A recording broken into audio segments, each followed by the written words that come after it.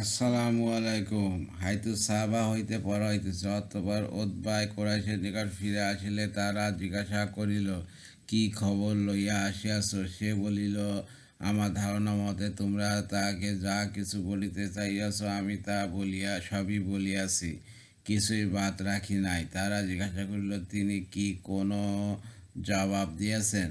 সে বলিল, হা দিয়াছেন। তারপর বলিল, না, সেই জাতের কসম যিনি এই কাবা শরীফকে ইবাদতের ঘর বানাইয়াছেন, আমি তার কথা কিছুই বুঝিতে পারি নাই। তবে এইটুকু বুঝিতে পারিয়াছি যে তিনি তোমাদেরকে আদ ও সামুদ জাতি নাই আযাবের ভয় দেখাইয়াছেন। তারা বলিল, তোমার নাশ হোক। এক ব্যক্তি তোমার সহিত আরবি ভাষায় কথা বলিল, আর তুমি কি না তার কথা কিছুই বুঝিতে পারিলে না? সে বলিল, না, খোদার কসম, আযাবের কথা ব্যতীত আমি তার আর কোনো কথাই বুঝিতে পারি নাই। হাকিম রহমতুল্লাহ হইতে বর্ণিত উক্ত রেওয়াতে অতিরিক্ত এইরূপ বর্ণিত হইয়াছে যে, উতবা ইয়াও বলিল যে, আর আপনার যদি নেতৃত্বের আকাঙ্ক্ষা থাকে তবে আমরা আমাদের সকলের ঝান্ডা আপনার সামনে গড়াইয়া দিব। তখনকার যুগের রীতি অনুসারে সর্দারের ঘরের সামনে ঝান্ডা গড়াইয়া দেওয়া হইত। আর আপনি যতক্ষণ জীবিত থাকিবেন আমাদের সর্দার হিসেবে থাকিবেন। হাকিম রহমতুল্লাহ হইতে বর্ণিত আছে যে, ইয়া উল্লেখ আছে যে রসুল্লাহ সাল্লাম যখন পড়িলেন তখন উতবা তাহার মুখের ওপর হাত রাখিয়া আত্মীয়তার কসম দিল যেন তিনি কোরআন পড়া বন্ধ করেন। তারপর সে নিজের ঘরে যাইয়া বসিয়া রইল, কুরাইশদের মজলিসে গেল না। আবু জেহেল বলিতে লাগিল, খোদার কসম, এই কুরাইশগণ আমাদের তো একমাত্র ইহাই ধারণা হইতেছে যে উতবা মুহাম্মদ সাল্লাহ সাল্লামের প্রতি আকৃষ্ট হইয়া পড়িয়াছে এবং তার খানা পছন্দ হইয়া গিয়াছে, কারণ সে অভাবে পড়িয়াছে। চলো আমরা তার নিকট যাই। সুতরাং তারা আসিলে আবু জেহেল বলিল, খোদার কসম, হে উতবা, আমরা এই জন্য আসিয়াছি যে আমাদের ধারণা তুমি মুহাম্মদের প্রতি আকৃষ্ট হইয়া গিয়াছ এবং তার কথা তোমার মনে লাগিয়া গিয়াছে। তোমার যদি কোনো অভাব হইয়া থাকে তবে আমরা তোমার জন্য এত পরিমাণ জমা করিয়া দিব যাহাতে তোমার জন্য মুহাম্মাদের খানার প্রয়োজন হইবে না। উতবা তাহার কথা শুনিয়া খেপিয়া গেল এবং খোদার নামে কসম খাইল যে সে আরও কখনো মুহাম্মদ সাল্লাহ সাল্লামের সহিত কথা বলিবে না।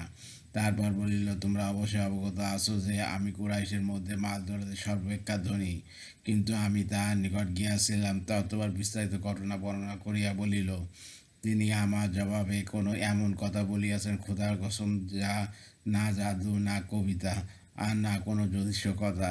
তিনি যখন পর্যন্ত পড়িলেন তো আমি তাহার মুখ হইতে হাত রাখিয়া আত্মীয়তার কসম দিয়াছি যাতে তিনি ক্ষান্ত হন। তোমাদের অবশ্যই জানা আছে মুহাম্মদ সাল্লাহ সাল্লাম যখন কোনো কথা বলেন মিথ্যা বলেন না। অতএব তোমাদের উপর আযাব নাজিল হইবার ভয় হইতেছে। বিদায়। হজরত আবদুল্লাহ ইবনে ওমর রাদিয়াল্লাহু হইতে বর্ণিত আছে যে কুরাইশগণ রাসূলুল্লাহ সাল্লাল্লাহু আলাইহি ওয়াসাল্লামের ব্যাপারে সমবেত হইল। রাসূলুল্লাহ সাল্লাল্লাহু আলাইহি ওয়াসাল্লাম মসজিদে বসিয়াছিলেন। উতবা ইবনে রাবিয়া তাদেরকে বলিল, আমাকে অনুমতি দাও, আমি যাইয়া তার সাথে কথা বলি, কারণ আশা করি আমি তার সহিত তোমাদের অপেক্ষা কোমল ব্যবহার করিতে পারিব। অতবার উতবা উঠিয়া তাহার নিকট যাইয়া বসিল এবং বলিল, ভাতিজা, আমি মনে করি আপনি আমাদের মধ্যে ঘর হিসাবে সর্বাপেক্ষা সম্ভ্রান্ত ও মর্যাদার দিক দিয়ে সর্বোচ্চ, কিন্তু আপনি আপনার কমের মধ্যে এমন বিভেদ সৃষ্টি করিয়াছেন যা আর কেউ করে নাই। এই সকল কথার দ্বারা আপনার উদ্দেশ্য যদি মাল দৌলত হাসিল করা হইয়া থাকে তবে তা আপনার কমের দায়িত্বে রইল। তারা আপনার জন্য এত পরিমাণ মাল দৌলত জমা করিয়া দিবে যাহাতে আপনি আমাদের মধ্যে সর্বাপেক্ষা ধনী হইয়া যান। আর আপনার উদ্দেশ্য যদি সম্মান হাসিল করা হইয়া থাকে তবে আমরা আপনাকে এমন সম্মান দিব যে কমের কেউ আপনার অপেক্ষা সম্মানের অধিকারী হইবে না, এবং আপনি ব্যতীত আমরা কোনো ফয়সালা করিব না। আর যদি ইহা কোনো জিন ভূতের আসর হইয়া থাকে যা আপনি দূর করিতে পারিতেছেন না, তবে যতক্ষণ না আমরা উহা চিকিৎসা অপরাগ সাব্যস্ত হইব ততক্ষণ আপনার চিকিৎসার জন্য আমাদের মাল খরচ করিতে থাকিব। আর আপনি যদি বাদশাহী চাহেন তবে আমরা আপনাকে আমাদের বাদশাহ বানাইয়া লইব। রাসূলুল্লাহ সাল্লাল্লাহু আলাইহি ওয়াসাল্লাম তাহার সব কথা শুনিয়া বলিলেন, হে আবুল ওয়ালিদ, আর তোমার কথা শেষ হইয়াছে কি? সে বলিল, হ্যাঁ, শেষ হইয়াছে। হযরত ইবনে ওমর রাদিয়াল্লাহু তাআলা বলেন, অথবা রাসূলুল্লাহ সাল্লাল্লাহু আলাইহি ওয়াসাল্লাম সূরা হামিম সেজদার প্রথমা হইতে পড়িতে আরম্ভ করিলেন। সেজদার আয়াতে পৌঁছাইয়া তিনি সেজদা করিলেন। আর উদ্বা পিছন দিকে হাত রাখিয়া হেলান দিয়া বসিয়া রহিল, অর্থাৎ সেজদা করিল না। তারপর রাসূলুল্লাহ সাল্লাল্লাহু আলাইহি ওয়াসাল্লাম সূরার বাকি অংশ পড়িয়া শেষ করিলে উদ্বা উঠিয়া দাঁড়াইল। সে কোরআনের আয়াতগুলি শুনে এমন হতভম্ব হইয়া গেল যে বুঝিতে পারিতেছিল না যে কওমের মজলিসে যাইয়া কি জবাব দিবে। লোকেরা যখন তাহাকে ফিরে আসিতে দেখিল, তখন তারা নিজেদের মধ্যে বলাবলি করিতে লাগিল যে সে যে চেহারা লইয়া গিয়াছিল সেই চেহারা লইয়া ফিরিতে পারে নাই বলিয়া মনে হইতেছে। অতর্ক আসিয়া তাদের নিকট বসিল এবং বললে, হে কুরাইশগণ, তোমরা আমাকে যা কিছু বলিতে বলিয়াছিলে সবই আমি তাকে বলিয়াছি। আমার কথা শেষ হইলে পর তিনি আমাকে এমন কালাম শুনাইয়াছেন, খোদার কসম আমার কান কখনো এমন কালাম শুনে নাই, আর আমি বুঝে উঠতে পারি নাই যে তাকে কি জবাব দিব। হে কুরাইশগণ, তোমরা আজ আমার কথা মানিয়া লও, আগামীতে যে কোনো কথা না মানিতে চাও না মানিও। তোমরা এই ব্যক্তিকে তার অবস্থার উপর ছাড়িয়া দাও, তার বিষয় হইতে সরিয়া থাকো। খোদার কসম তিনি আপন কাজ ছাড়িবেন না। তোমরা তাহার ও আরবদের মধ্য হইতে সরিয়া দাঁড়াও।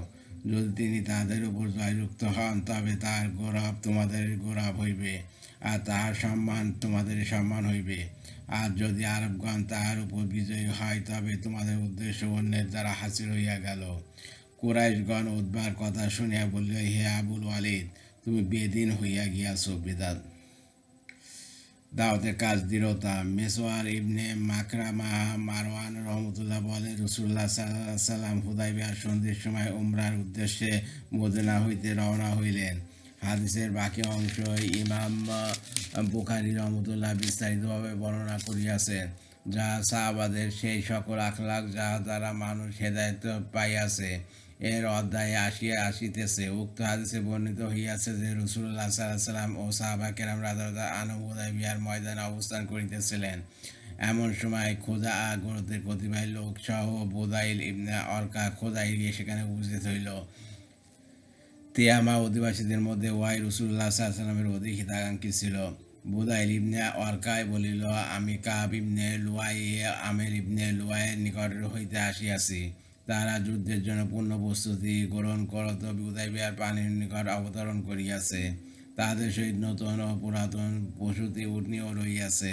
তারা আপনার সহিত যুদ্ধ করিবে এবং আপনাকে বাইতুল্লাহ প্রবেশ করিতে বাধ্য দিবে।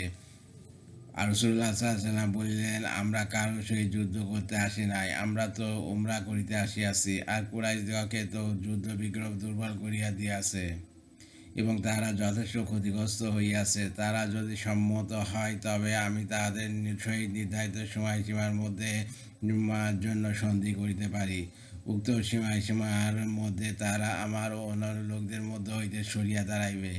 অথবা যদি আমি জয়লাভ করি, তবে লোকেরা যে দিন গ্রহণ করিয়াছে ইচ্ছা হইলেও তাহারাও উহা গ্রহণ করিবে। অর্থাৎ যদি আমি পরাজিত হই, তবে তো তাহারা স্বস্তি লাভ করিল। আর যদি তারা সন্ধি করিতে অস্বীকার করে, তবে সেই পাকজাতের কসম যার কুদরতি হাতে আমার প্রাণ রহিয়াছে, আমি আমার এই দিনের ব্যাপারে তাদের সহিত এমন যুদ্ধ করিব যে হয়তো আমার মাথা দেহ হইতে বিচ্ছিন্ন হইবে, অথবা আল্লাহ দিন প্রতিষ্ঠা হইয়া যাইবে। অপর এক রেওয়াতে আছে, রাসূলুল্লাহ সাল্লাল্লাহু আলাইহি ওয়াসাল্লাম বলিলেন, হাই কুরাইশদের অবস্থার উপর বড় আফসোস, যুদ্ধ তাহাদেরকে খাইয়াছে। তারা যদি আমার ও আরবের মধ্য হইতে সরিয়া দাঁড়ায়, তবে তাদের কি অসুবিধা? আরবরা যদি আমাকে পরাজিত করে, তবে তো তারা যা চাইয়াছে তাই হইল। আর যদি আল্লাহ তাআলা আমাকে জয়যুক্ত করেন, তবে তারা সকলে ইসলাম গ্রহণ করিবে। আর যদি তাহারা কখনো ইসলাম গ্রহণ না করে, তবে ইতিমধ্যে তাহারা শক্তি অর্জন করিয়া আমার সহিত যুদ্ধ করিতে পারিবে। কুরাইশগণ কি মনে করিতেছে, খোদার কসম আল্লাহ তাআলা আমাকে যাহা দিয়া প্রেরণ করিয়াছেন, আমি উহার উপর তাহাদের সহিত জিহাদ করিতে থাকিব, যতক্ষণ না আল্লাহ তাআলা আমাকে জয়যুক্ত করেন অথবা আমার মাথা দেহ হইতে বিচ্ছিন্ন হইয়া যায়। হাইতুসাবা রাদিয়াল্লাহু আনহু পর্যন্ত পড়া হয়েছে। আর আমার ইউটিউব চ্যানেল রিপন কোরাস, ওইটাকে আপনার সাবস্ক্রাইব করবেন, লাইক কমেন্ট শেয়ার দেবেন, আর এতে আমি উৎসাহিত হই। আর রিপন কুরাইশ আমার ফেসবুক পেজ, ওইটাকে আপনারা ফলোতে রাখবেন। সবাই ভালো থাকবেন, সুস্থ থাকবেন, স্বাভাবিক থাকবেন। আল্লাহ হাফেজ।